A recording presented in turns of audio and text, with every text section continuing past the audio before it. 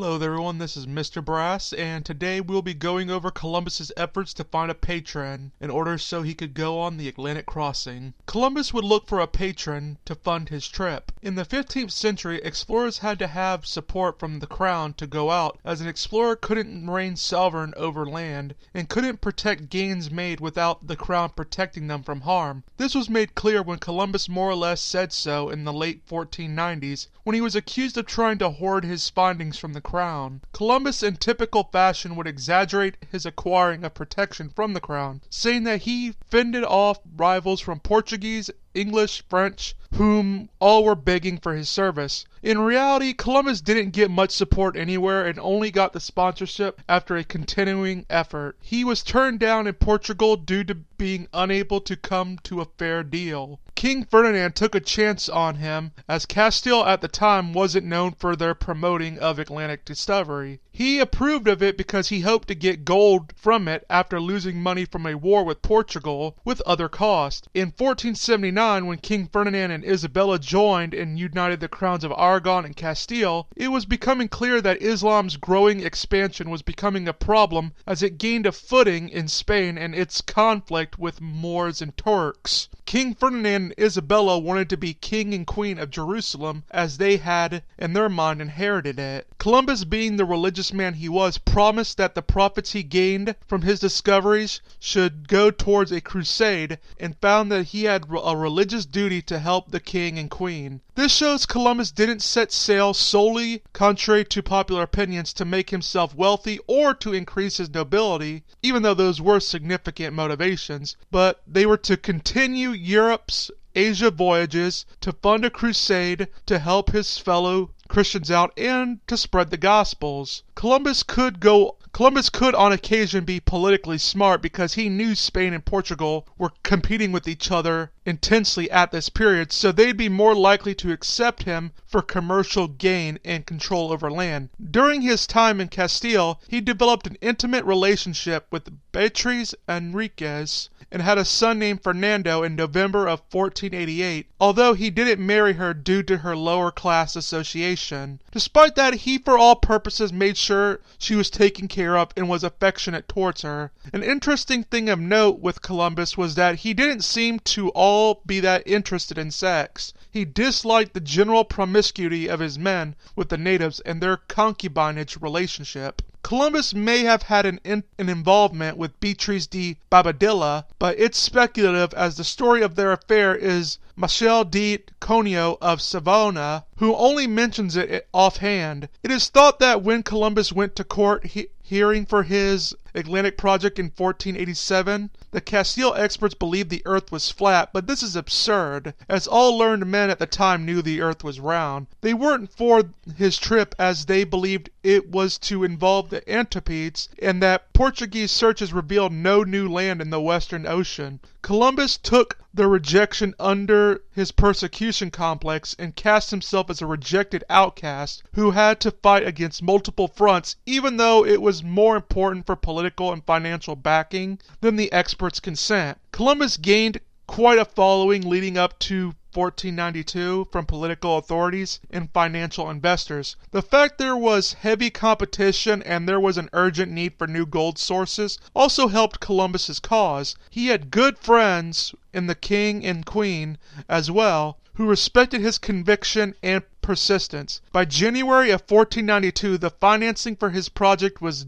done, with Columbus making a wage of 140,000 maravedis. During that time, the objectives of the trip were narrowed to just the short trip to Asia, as even if the Antipodes existed, it wasn't ensured to be profitable if found. Columbus narrowed his plans for the monarchs and made sure to tell them of his search for Asia. To move on to a character that will be of much importance in this series is Bartholomew de la Casa, a noble Spanish priest of his days. He started not thinking much about the cruelty that fell upon Native American people, but after hearing of the corruption of the colonists and the torment Indians got from a Dominican preacher, he dedicated his life to preaching against the mistreatment of Native Americans. How does Columbus relate to this? Easy. Casa is a great source on the life of Columbus and is, in fact, the reason Columbus's tales of his voyage survived. Casa told how Columbus used his trips to spread the Gospels to everyone, and how the harsh treatment of natives didn't originate with him. Casa also mentioned some problems with Columbus, such as he was rather indifferent to slavery and was rather uneducated. At the time of Columbus, Spain had been taken under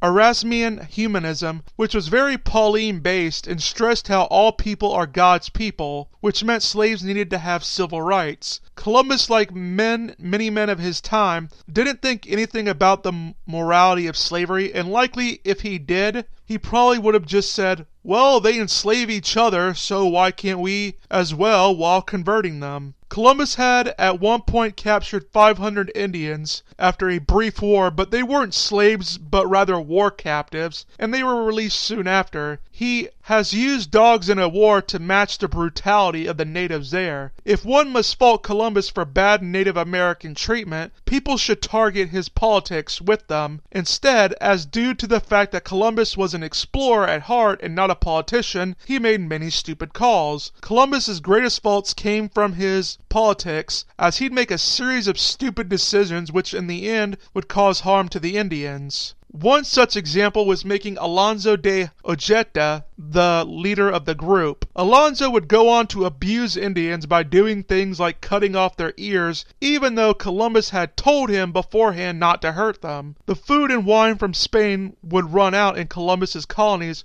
while he was away, and the man began torturing natives so to find gold and supplies. The notion of pre-Columbian America as a paradise full of tree-hugging hippies is absurd, as slavery was a prominent part of the culture of Indians before Columbus got there. Columbus was a discoverer who claimed new lands, and can't be wholly blamed for the Spanish colonial enterprise that devastated so many Native Americans, most of which came from the diseases that were inflicted on them. There was plenty of infighting going on amongst native tribes, and many times in history, Spaniards were greeted with violence from Arawaks. An Indian chief of northeast Haiti wanted Columbus to establish a base to protect him from his enemies on the islands. Sacaros, a branch of the Tainos, had adopted their weapons against the Puerto Rican Caribs. Now, this isn't to say that atrocities didn't happen to the Native Americans. They most certainly did, but much, if not all, of these atrocities happened long after Columbus's death, and to blame him for said atrocities is like praising him for the fact Spanish Christians would end the human sacrificing practices that the Aztecs did. The initial relations between Europeans and Indians during the early part of Columbus's discovery was an up and down relationship. Casa also talks of the more mundane purpose of Columbus's first voyage, which was to go to the lands of India and meeting the Prince Great Khan, while also mentioning the deeper level where it was to spread the gospel throughout the lands, while establishing more feudal power so he could be given a noble status from the monarchy. His role originally gave him all the judging rights as an admiral of Castile. He'd be nominated to the subordinate officer role, which he didn't appear to like, along with becoming a governor and viceroy, which gave him similar jurisdiction but could command obedience by monarchs. He was investigated twice for what the monarchs called bad conduct. Columbus had little control of Hispaniola, due to Spaniards not liking him because he was Genoese,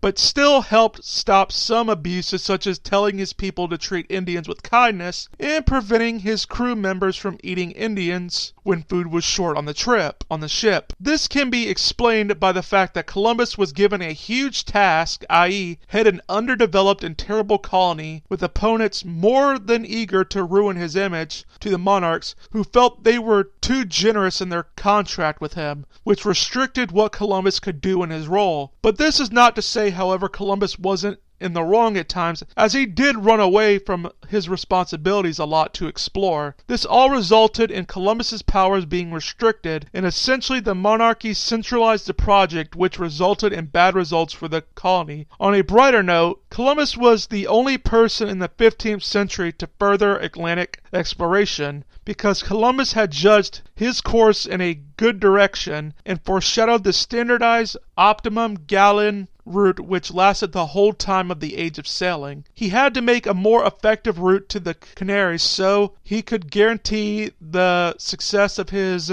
mission, and because once he set sail from the Castilian port, he'd have to go to the Canaries, as it was the only possession they owned in the Atlantic. Columbus used a chart, star observations, and a compass to guide him on his trip. Columbus's chart was based on a small world theory with the existence of the often mythical Antilla and Cipango lands. It was said by Casa to be a Toscanelli map, which due to its obliviousness to distances, helped Columbus legitimize his already belief in the small world theory. The mutiny was alleged to be on many of Columbus's men's minds, as they supposedly believed Columbus would die and take everyone with him in the effort to become a great lord. This, however, could just be a product of Columbus's mind, but was strong enough to make Columbus change course. Columbus took time by hours of sunlight and reading latitudes off a Parere de Ali Imago Mundi table, which he did so rigorously so to chart his discoveries to the monarchs. His religiosity grew more and more as he traveled, and especially so once he eventually landed and claimed the bounty for himself. The first landfall, which Columbus called San Salvador, was likely any of the islands of Bahamas, Caicos, or Turks. What he first noticed about the island is the natives whom he called his people needing the gospel preached to them. Columbus wanted to bring them to Christ, give them what he perceived to be the benefits of Latin society and a working class. That wouldn't be the only native people he saw, as he met with Locatas and Tainos of Hispaniola. Since they looked